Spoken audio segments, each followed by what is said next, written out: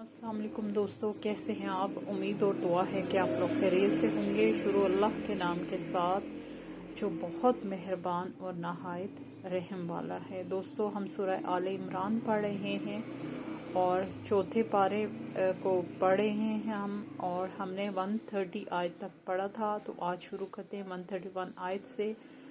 शुरू करते हैं। रब्बिशरह ली सदरी व यस्सिर ली अमरी वहलुल उक़दतम मिन लिसानी यफ़क़हू क़ौली।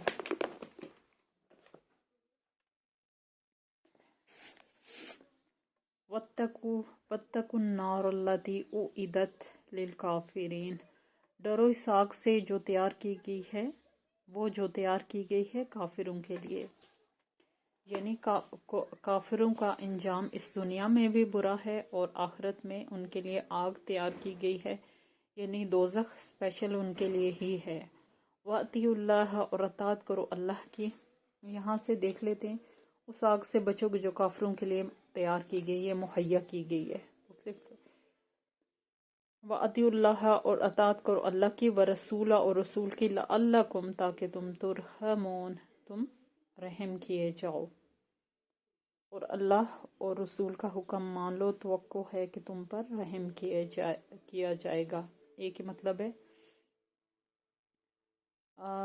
अल्लाह और रसूल के अताअत करना दुनिया में ज़रूरी करार पाया है, क्योंकि दुनिया अल्लाह रब्बुल इज़्ज़त ने पैदा की है और बग़ैर कायदे के पैदा नहीं की गई है। इसके कुछ कवायद और ज़वाबित हैं, और वो उन ज़वाबित की तफसील हमें कुरान करीम देता है, जो अल्लाह के अहकाम हैं और रसूल सल्लल्लाहु अलैहि वसल्लम की अहदीस और सुन्नह से मिलती हैं। ये दोनों चीज़ें मिलकर हमारे दीन को मुकम्मल करती हैं, और हमारा इस दुनिया में कामयाब होना इन पर पैरवी करने के बायस है, और आखिरत की कामयाबी भी इसी में है। और अल्लाह ताला और हुक्म देते हैं कि हम ये दोनों चीज़ें थाम लें, ताकि हम पर रहम किया जाए और हम इस काबिल खुद को कर सकें कि जन्नत के मुस्तहिक हो सकें और अल्लाह और उसके रसूल की खुशनुदी हासिल कर सकें। वसारिऊ, और जल्दी करो, इला मग़फ़िरतिन, तरफ मग़फ़िरत के, मिन रब्बिकुम, जो तुम्हारे रब की तरफ से है, व जन्नातिन, और जन्नत की तरफ, अर्ज़ुहा, जिसका अर्ज़ अस्समावाति वल अर्ज़, ज़मीन और आसमान के बराबर है। उइदत, तैयार की गई है, लिल मुत्तकीन, मुत्तकी लोगों के वास्ते।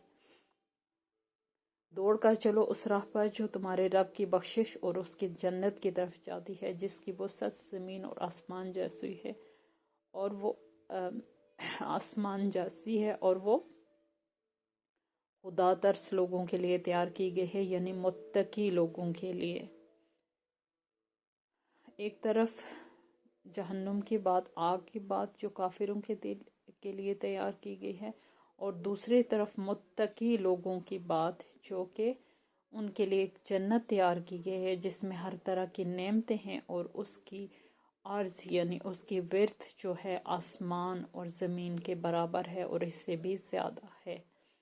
और कहा जा रहा है मुत्तकी लोगों को जल्दी करो बख्शिश की तरफ और अपने रब की तरफ, और अपने रब की तरफ बख्शिश के वाले काम करो जो कि तुम्हारे रब की तरफ से हैं।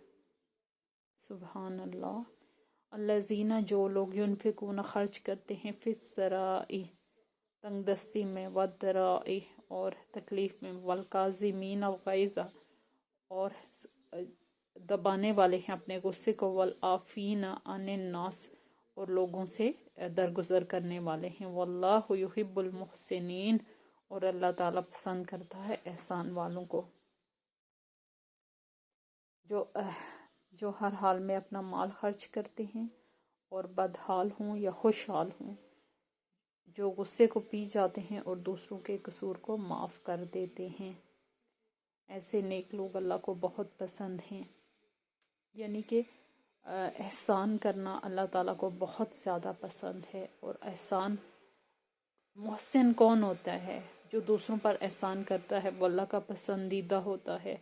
और एहसान करके जतलाना बहुत बुरा है। और एहसान करने वाले लोग कौन से हैं? जो अपना माल खर्च करते हैं। تنگ دستی میں اور خوشحالی میں، یعنی کہ جب خوشحالی ہو تو ظاہر ہے وہ ان کا دھیان صرف دنیا کی عیاشی کی طرف نہیں ہوتا، ان کا دھیان اللہ کی راہ میں خرچ کرنے کے بارے میں بھی ہوتا ہے۔ اور تنگ دستی تو ایسی چیز ہے جب انسان کو مال کی بہت زیادہ ضرورت ہوتی ہے، اور حقیقتاً اس کی آزمائش اس وقت ہوتی ہے جب وہ تنگ دستی سے گزر رہا ہوتا ہے کہ وہ کیا، اس کے ہاتھ جو کچھ آئے گا یا چند میں سے وہ اللہ کی راہ میں کیا دے گا۔ یہ بہت بڑی آزمائش ہوتی ہے، اور اللہ کے پسندیدہ لوگ اس آزمائش میں ضرور کامیاب ہوتے ہیں۔ اور اپنے غصے کو پی جانے والے، غصہ ایک حرام حالت ہے۔ غصے میں انسان ایسی چیزیں بولتا ہے کہ جب وہ ایسی چیزیں بولتا ہے استغفر اللہ، کہ جب وہ ہوش کی دنیا میں واپس آتا ہے تو انسان کو یقین نہیں آتا کہ یہ الفاظ اس نے بول دیے ہیں۔ لیکن غصہ شیطان کی طرف ہے، شیطان انسان کو غصہ دلاتا ہے اور اس کو غصے کی انتہا تک لے کے جاتا ہے، اور غصے پر قابو پانے والے لوگ ایک حرام حالت میں انسان آ جاتا ہے، کچھ بھی اس سے توقع کی جا سکتی ہے۔ جب وہ غصے کی حالت میں ہوتا ہے تو اللہ تعالیٰ کو اس کنڈیشن میں اپنے غصے کو ضبط کرنے والے لوگ بہت پسند ہیں۔ سبحان اللہ، یہ کتنا بڑا امر ہے، اپنے غصے کو پی جانا، اس پہ قابو پا لینا، اور اللہ کو بہت پسند ہے۔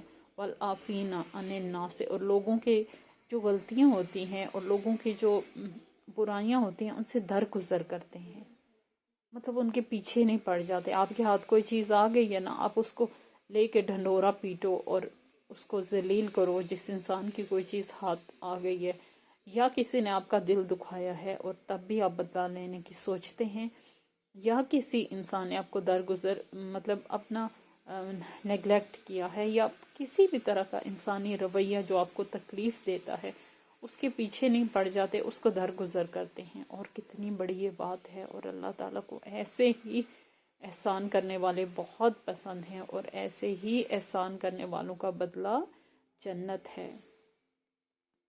والذین اور لوگ اذا جب فعلوا، جب ان سے کوئی برا کام، فاحشۃ، جب ان سے کوئی برا فعل سرزد ہو جاتا ہے، اور ظلموا، یا وہ ظلم کرتے ہیں، انفسہم، اپنے نفسوں پر، واذکروا اللہ، تو ذکر کرتے ہیں، فاستغفروا، اور بخشش مانگتے ہیں، لذنوبہم، اپنے گناہوں کے لیے، ومن یغفر الذنوب، اور جو کوئی بخشش مانگتا ہے گناہوں کی، الا اللہ، مگر اللہ، ولم،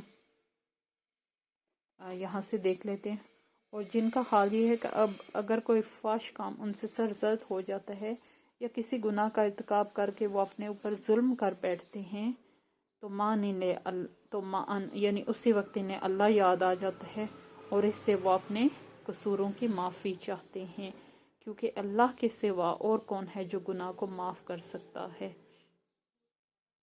الا اللہ، اور کون معاف کر سکتا ہے اللہ کے سوا گناہوں کو؟ اس کا مطلب یہ ہے وَمَن يَغْفِرُ الذُّنُوبَ إِلَّا اللَّهُ، اور سوائے اللہ کے کون گناہوں کو بخش سکتا ہے؟ وَلَمْ، اور نہیں، یسر، وہ اصرار کرتے، اللہ اوپر، ما جو فعلوا، انہوں نے کیا، وہم، اور وہ یعلمون، وہ جانتے ہیں،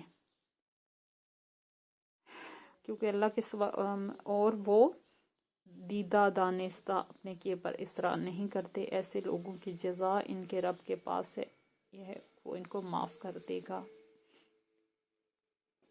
سبحان اللہ، کتنی پیاری آیات ہیں۔ اب یہ مومن لوگ اور نیک لوگ اور متقی لوگوں کی بات کی گئی ہے، یعنی انسان پیدا ہوا ہے نا، غلطی کا پتلا ہے اور فرشتہ نہیں ہے، تو کسی بھی وقت اس سے غلطی کی توقع کی جا سکتی ہے اور وہ کر بیٹھتا ہے۔ غصہ اس کو بھی آتا ہے، جو اچھا ہے، جو نیک ہے، ہر جذبہ اس کے دل سے بھی ہو کے گزرتا ہے، جو برا جذبہ جو کہ نیک ہے، کیونکہ obvious ہے، انسان ہے، اور جب وہ کوئی ایسی بات کر بیٹھتا ہے جو کہ بری ہے اور وہ اپنے نفس پر ظلم کر بیٹھتا ہے، یعنی اپنے ساتھ یعنی جو برائی ہم سوچتے ہیں یا کرتے ہیں وہ سب سے پہلے ہماری اپنی ذات کے لیے ہوتی ہے نا، اس کے بعد وہ دوسرے بندے کے لیے ہوتی ہے۔ دوستوں اس بات پر یقین کر لیں کہ جو حسد آپ دوسروں سے کرتے ہیں وہ پہلے اپنی ذات کے لیے، وہ آپ کو پہلے نقصان پہنچائے گا۔ جو غیبت آپ کرتے ہیں وہ پہلے اپنی آپ کے کاموں میں بے برکتی ہو جائے گی، آپ کے کام نہیں بنیں گے اگر آپ غیبت کریں گے۔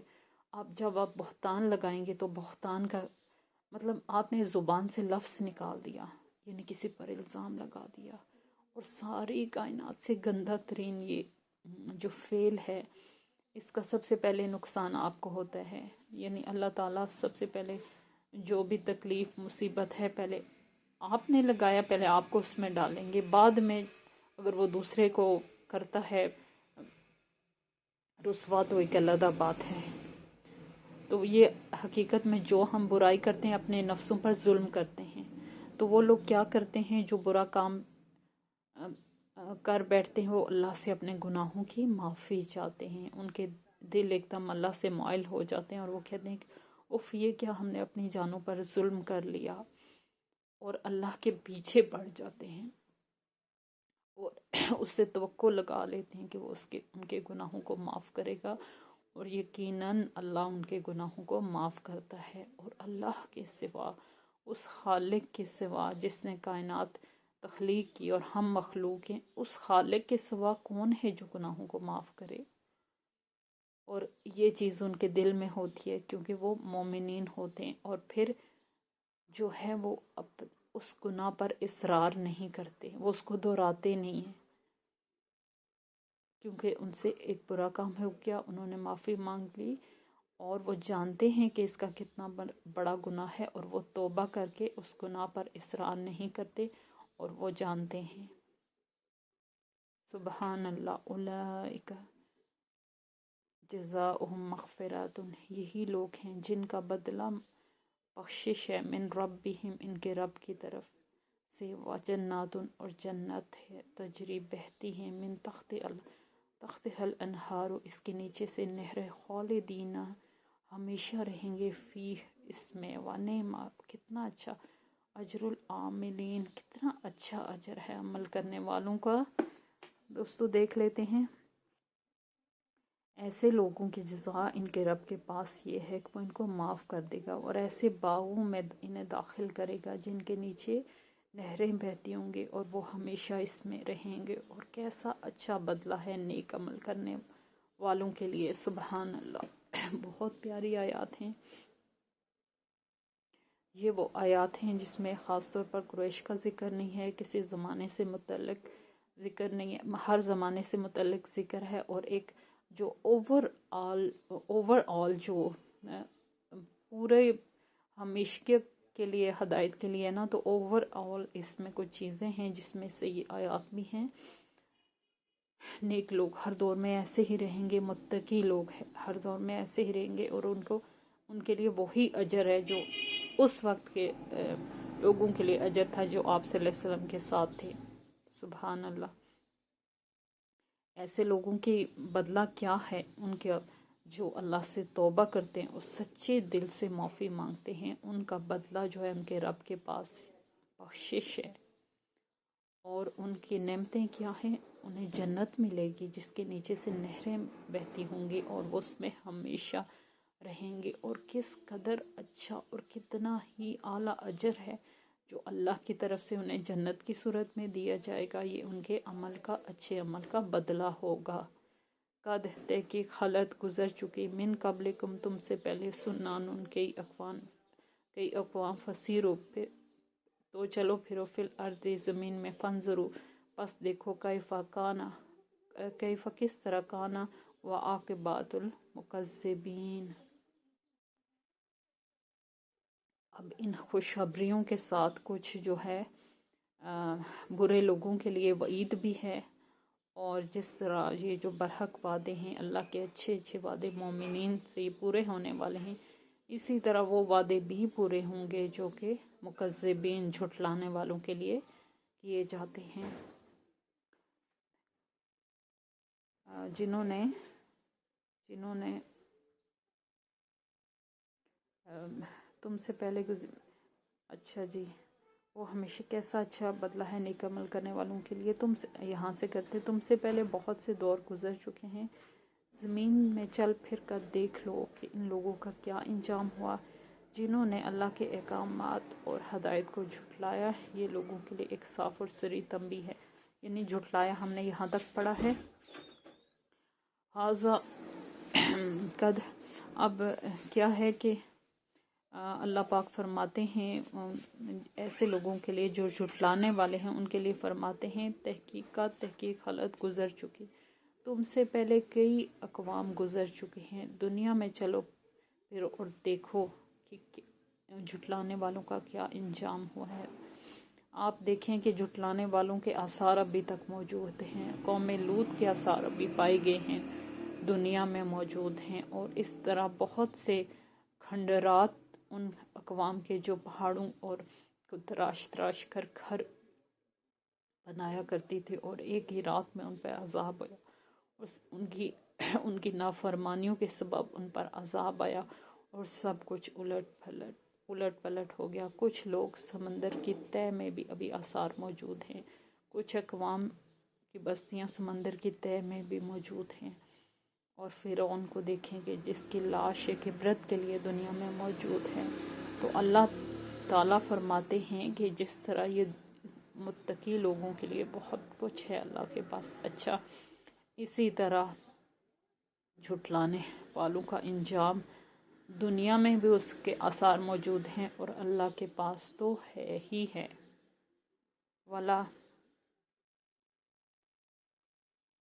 ولا تہنوا ولا تحزنوا. اچھا تہنوا کا دوستو 1 منٹ میں یہ لوگوں کے لیے ایک صاف اور سری تنبیہ ہے جو اللہ سے ڈرتی ہوں اور ان کے لیے ہدایت اور نصیحت ہے. ولا تہنوا اور نہ تم گھبراؤ. ولا تحزنوا اور نہ تم غمگین ہو. وانتم اعلون اور تم ہی اوپر ہوگے. ان کنتم اگر ہو تم مومن. ولا تہنوا اور نہ تم ابھی میں نے بتایا اس کا دوستو. ولا تہنوا اور نہ تم گھبراؤ. ولا اور نہ غمگین ہو. یعنی کہ مومنین سے اللہ پاک کیا فرما رہے ہیں کہ اگر تم گھبراؤ بھی نہ اور غمگین نہ ہو. اگر تم مومن ہو دنیا میں آزمائش ظاہر ہے. ایک مومن کو دنیا میں آزمائش بھگتنی پڑتی ہے. جب کوئی انسان کہہ دیتا ہے کہ میں نے اللہ کا راستہ چن لیا ہے تو اس کو آزمائش سے کسی نہ کسی طور گزرنا پڑتا ہے. کیونکہ سونا جو ہے آزمائش سے گزر کر بھٹی کی آزمائش سے گزر کر تیار ہوتا ہے. اسی طرح انسان بھی آزمائشوں سے گزر کر کھرا نکلتا ہے. تو اس طرح اللہ تعالیٰ کے راستے میں بے شمار آزمائشیں ہیں. ایک آزمائشوں سے گزر کے ایک انسان مومن کا درجہ پاتا ہے. اور مومنین جب وہ درجہ پا لیتے ہیں تو اللہ تعالیٰ کیا فرما رہے ہیں مومنین سے کہ نہ تم گھبراؤ اور نہ غمگین ہو کہ ہمیشہ تم ہی اوپر رہو گے. سبحان اللہ. اس دنیا میں بھی اور اس دنیا میں بھی. ان اگر یم سسکم پہنچے تم کا کرہن کوئی زخم فقط تو تحقیق مسل قوم چھوا اس نے قوم کو کرہن زخم کی صورت مثلو مانند اس کے. دل شکستہ نہ ہو. مطلب تاہینوں کا مطلب ہے دل شکستہ نہ ہو غمگین نہ ہو مایوس نہ ہو. تاہینوں مایوس نہ ہو اس کا یہ مطلب ہوتا ہے.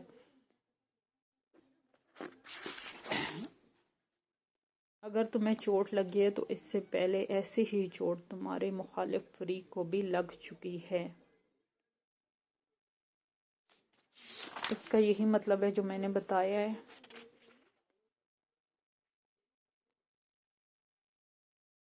ایک دم کیوں بلر ہو گیا ہے یا اللہ.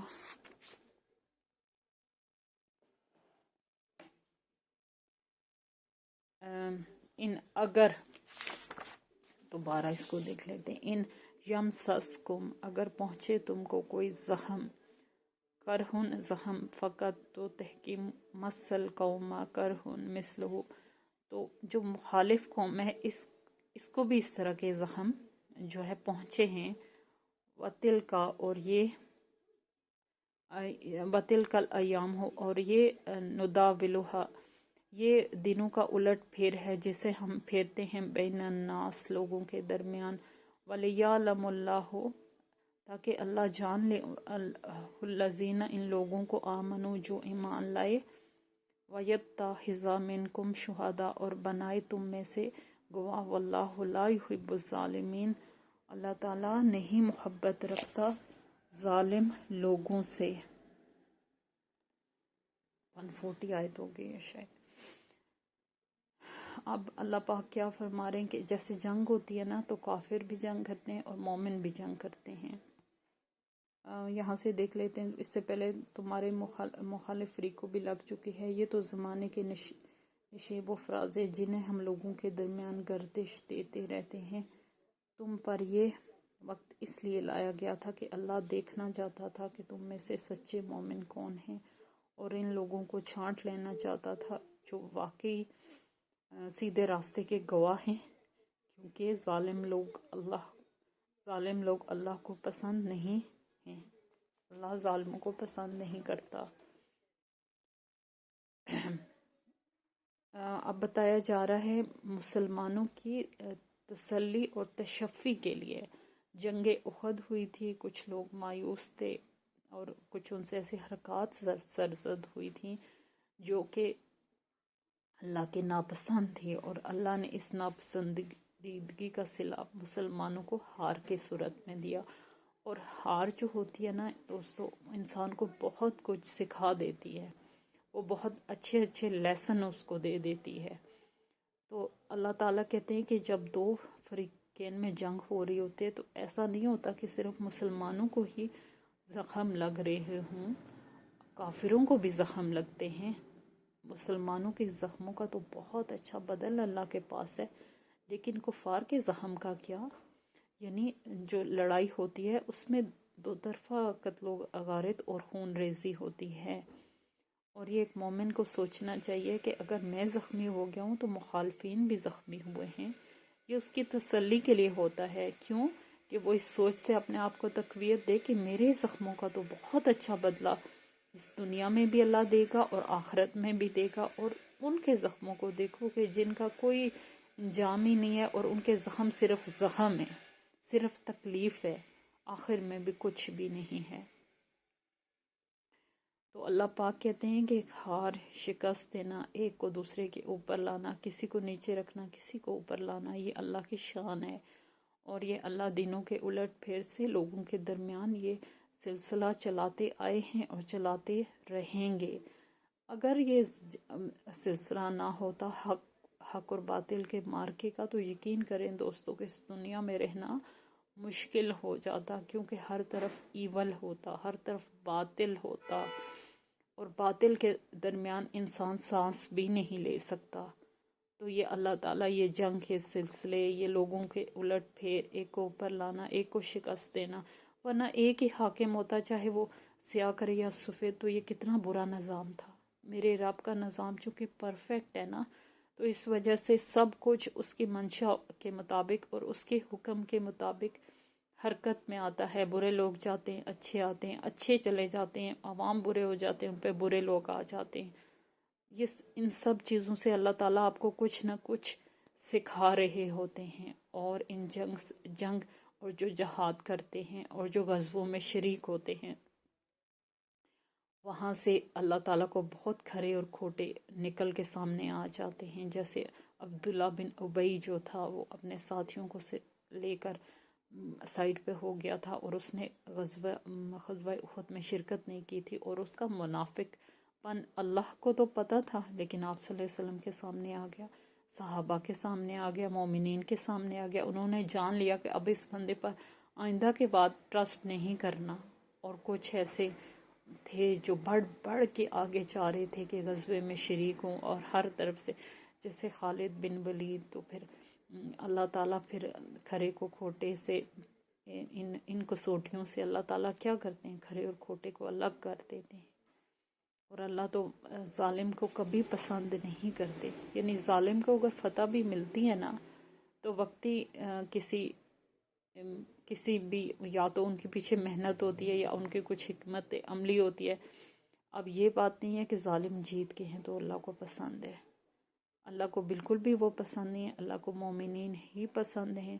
تو ان مارکوں کے ذریعے اللہ تعالیٰ کی بہت ساری حکمتیں ہوتی ہیں جنہیں ہمارا رب خوب جانتے ہیں، اور کچھ وہ بیان کرتے ہیں اور جن سے ہمیں پتہ چلتا ہے کہ کسی بھی چیز کے اندر کیا حکمت تھی. سبحان اللہ، جتنا اللہ بتائے اتنا انسان جانتا ہے، اور باقی جو حکمت ہوتی ہے وہ میرے رب کو اور پتہ ہوتی ہے. سبحان اللہ. جیسے حضرت خالد بن ولید کا جنگوں میں بہت جوش اور ولولے سے شرکت کرتے تھے اور بہت ہی ایک عظیم لیڈر تھے مسلم امہ کے. تو اس طرح بہت سے لوگ جو لیڈر بن کر نکلے وہ انہی غزووں سے بن کر نکلے نا. انہوں نے کہیں بزدلی نہیں دکھائی، کم ہمتی نہیں دکھائی، اور اس طرح اللہ نے کھرے اور کھوٹے کی پہچان بھی کر لی. اور پہچان تو اس کو خود سے تھی، یہ پہچان لوگوں کو کروانا ضروری تھا. تو دوستو آج ہم 140 آیت تک ہی پڑھتے ہیں، اور اجازت چاہتی ہوں اس دعا کے ساتھ کہ اللہ تعالی ہم سب کو سیدھے راستے پر چلنے کی توفیق عطا فرمائے اور ہمیں دوسروں کے لیے فائدہ مند بنائے. اس دعا کے ساتھ اختتام کرتے ہیں. اللہم انی اسألک علما نافعا وعملا متقبلا ورزقا طیبا. آمین.